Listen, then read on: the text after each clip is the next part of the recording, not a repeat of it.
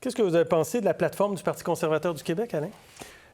Sincèrement, je pense qu'Éric Duhem revient à la base de ce qu'était l'Action démocratique du Québec, alors qu'il était avec Mario Dumont. Lorsque je l'entends parler d'autonomiste, c'est un terme que Mario Dumont avait emmené pour se distinguer des fédéralistes et des souverainistes à ce moment-là. Il parle du retour du privé pour aider au niveau de la santé. Il parle de coupure, un État qui est trop gros. Donc, des thématiques que moi, j'ai connues, là, parce que je m'étais présenté même avec Mario Dumont, moi, en 2003. Oui. Donc, j'ai presque l'impression que je pourrais ressortir le programme que j'avais. J'ai sûrement ça dans le fond d'une boîte. Puis, d'après moi, je retrouverais pas mal ça. Je pense à l'argent qu'il veut redonner aux parents.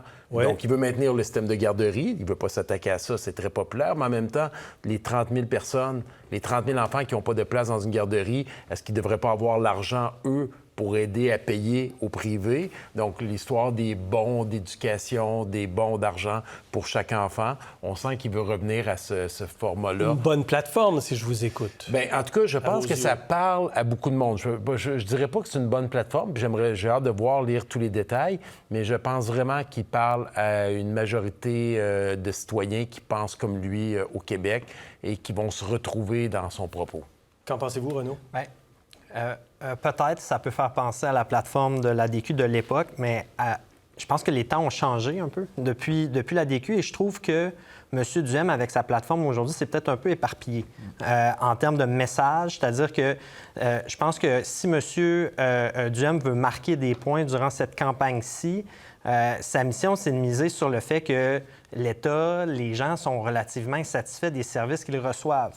Donc, de miser sur la lourdeur, la bureaucratie et de marteler ce message-là constamment. Là, on nous parle d'un hymne national. D'ailleurs, il a dû répondre à vos questions là-dessus durant l'entrevue, puis c'est du temps qu'il n'a pas passé pour parler de vraiment, je pense, ce qui peut créer sa vraie marque de commerce. Donc, j'ai l'impression qu'on s'est peut-être un peu éparpillé du côté du Parti conservateur. Hymne national, on s'éparpille? Bien, c'est-à-dire... Constitution, dire que le fédéralisme est toxique. Est-ce qu'il n'essaie pas d'incarner ce que M. Legault voulait incarner? Bien, il essaye d'incarner peut-être ce que M. Legault voulait incarner, mais à mon avis, M. Duhem n'est pas dans une course pour 62-65 sièges. C'est-à-dire qu'en ce moment, il y a une députée, c'est une transfuge. Moi, je pense qu'il doit avoir un message qui est beaucoup plus ciblé. On verra durant la campagne s'il le fait, parce que durant l'été, je trouvais quand même si, bon, je ne suis pas un conservateur, je trouvais quand même que son message était bien ciblé, bien ajusté, puis répondait... Efficace, répondait à un besoin électoral. C'est-à-dire qu'il doit cibler son message et le maximiser le plus possible. Et je trouve que dévier sur des termes, bon, appelons ça autonomisme, nationalisme, c'est peut-être une manière, justement, d'être un petit peu trop éparpillé. Et comment vous l'avez trouvé, vous, cette proposition qui n'était... Je crois pas que personne attendait qu'Éric Duhem propose un hymne national pour le Québec. Non, puis je suis d'accord avec Renaud. Je pense qu'il y a certains éléments qui auraient pu s'abstenir parce qu'il n'y a personne qui pense, au même titre que Québec solidaire, qui vont former le prochain gouvernement.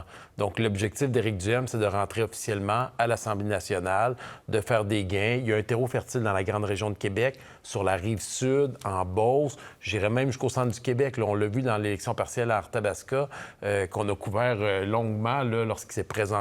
C'est dans ma propre circonscription où je demeure.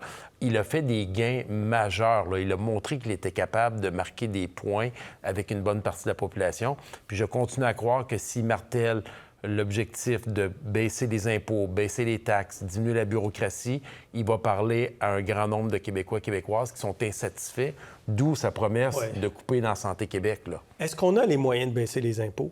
Monsieur Duhem dit je vais proposer, puis je vais le chiffrer dans le cadre financier, la plus grosse baisse d'impôts qu'on n'a jamais vue. Il nous dit ça 2 jours après le rapport de la vérificatrice générale qui dit tout est fragile dans les finances publiques, ça va être difficile de revenir à l'équilibre budgétaire.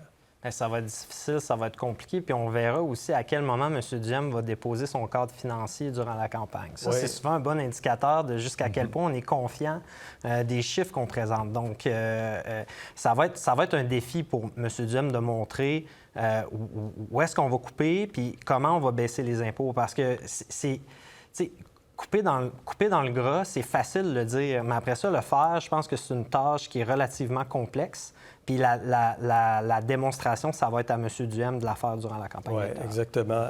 Il veut plus de maisons unifamiliales. Donc, logiquement, plus d'étalement urbain, alors qu'on n'arrête pas de parler de densification. Ouais, il est pour le troisième lien. Oui. Donc, pour lui, tous ces enjeux environnementaux, il les met complètement de côté. Sortie du marché du carbone, ça, Tout c'est à aussi dans sa fait. plateforme. En réalité, Éric Duhem parle aux jeunes familles, aux jeunes adultes qui rentrent sur le marché du travail, qui ne sont pas capables de s'acheter une maison en ce moment, qui ont l'impression que c'est tous les boomers qui ont tout eu.